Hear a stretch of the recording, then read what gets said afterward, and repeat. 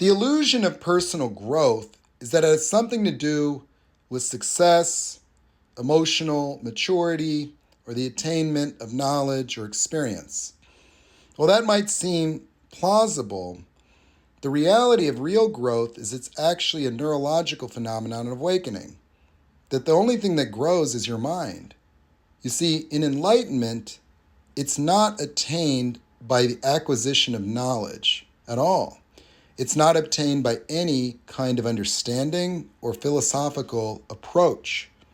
You see, the true path of enlightenment has to be something that takes people out of the world of analyzing into the world of experiencing.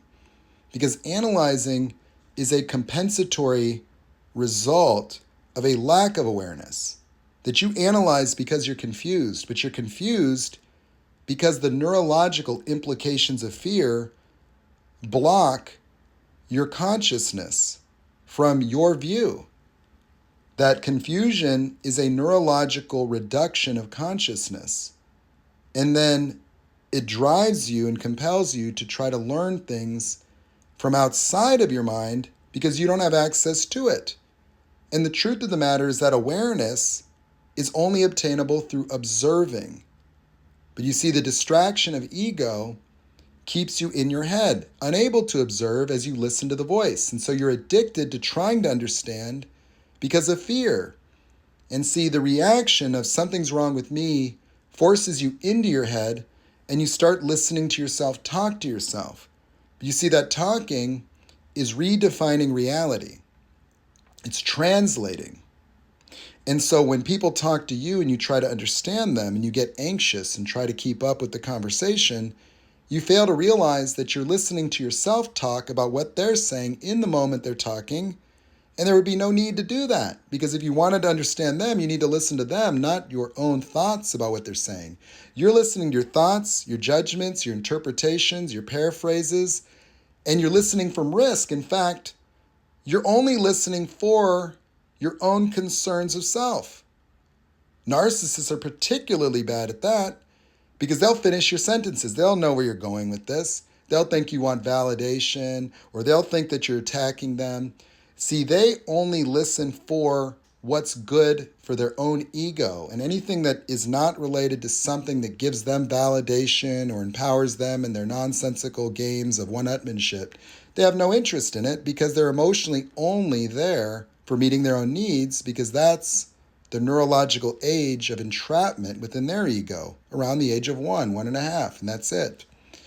And so they don't have any interest in anything you're telling them, and the only time they do is in some transactional arrangement to get you to reciprocate some positive emotion they depend upon.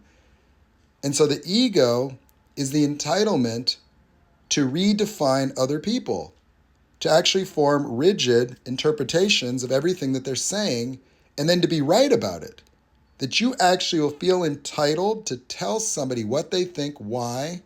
That's the most narcissistic thing you'll see. If I go on someone's live stream, they'll start gaslighting me. They'll start telling me, yeah, you think this because that. You think that because of this. And they just make it up. And they have a completely subjective projection based on group mentality and a complete lack of awareness, objectivity, and empathy. Absent empathy, the only manner in which somebody can understand someone else is through projection. They can't experience you. They can't feel your emotions. So whatever it is that they do come up with is never going to be accurate. And yet they will become completely belligerently attached to whatever that thing that they think you are is. And so they never see you. So if you feel like you're invisible, people in your life, well, it's because you are. But you see, you actually act like that means something about you. I'm invisible. Nobody cares. So you personalize other people's affliction, and then you go about trying to fix it and prove yourself to people that are incapable of ever even seeing you anyway. I remember telling somebody, well, maybe the narcissist didn't love you. Yeah. Oh, God, they didn't love me. It's like, well, what does that mean? You pick somebody that has that characteristic. Like, there's nothing different about that one versus that one. See, I used to tell people, having a narcissist is like you went to go get yourself a rescue cat, but you got a possum with rabies, and you keep pretending it's a cat. And you go to the vet, and they tell you, that's a possum with rabies, but can we fix my cat? Can it heal? Am I a good cat, Mommy? It keeps biting me. Is it because I'm not good enough? It's like, no, it's got rabies, ma'am. It's a cat, it's not a cat. Where'd you get that cat skin that you put on that rabid raccoon? And so, yes, you see, your emotions that pertain to yourself are the basis of your profound misinterpretation. It has nothing to do with you. Nothing that's ever happened to you has anything to do with defining you. You see, if you could just acknowledge reality, then you have power with it. See, your fear is because of your attachment to meaning. And then you have all this meaning you don't let go of in avoidance of more meaning, meaning that all your failures justify your unwillingness to try to avoid the pain of failure. But you see, making yourself into a failure is why you're avoiding. But if you let it go, if you let go of being a failure, let go of it meaning anything, then failure has no meaning. Nothing in your past has any meaning about you, does not define you.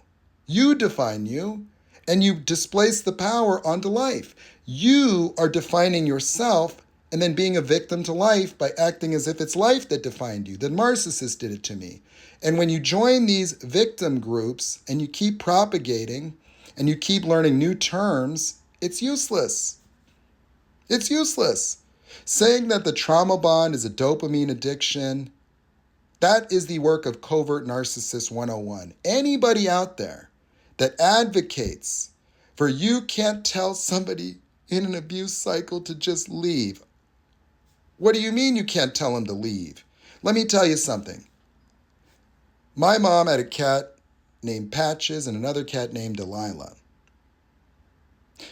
And one Thanksgiving when I was a little boy, Delilah jumped up onto the table during Thanksgiving.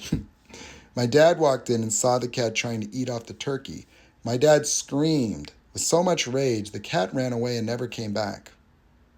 You see, if I can open up the front door and a June bug can fly out, an insect can fly out, if I can get a toad inside my house and set it free outside and it can go ahead, a human being with all this intelligence can do anything they want. And there will never be a situation where anybody will tell me to disempower somebody by surrendering to their entitled victimhood. The only people that entitle themselves to victimhood are covert narcissists or people that do not want the responsibility. They do not want the fear associated with having to go out in life. People entitle themselves to victimhood and define themselves as victims, as survivors, because they're continuing to live a life of affliction. And that displaces the responsibility onto their brokenness, so they're never accountable, so they can use their past traumas as an excuse to mistreat other people. And if they're fixated on reactive abuse, they're using the terminology to justify their own reactivity and abusive behaviors. Because I didn't have that problem, and I've been around narcissists my whole life. So I did not engage in very much reactive abuse.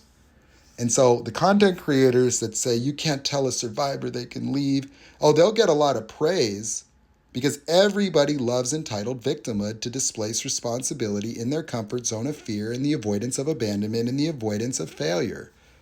And you see, this is not about whether your traumas happened. It's not to absolve the responsibility of the abuse of other people. It's to free you from the proliferation of victimhood that keeps you suffering and guarantees that you're going to repeat the same cycle.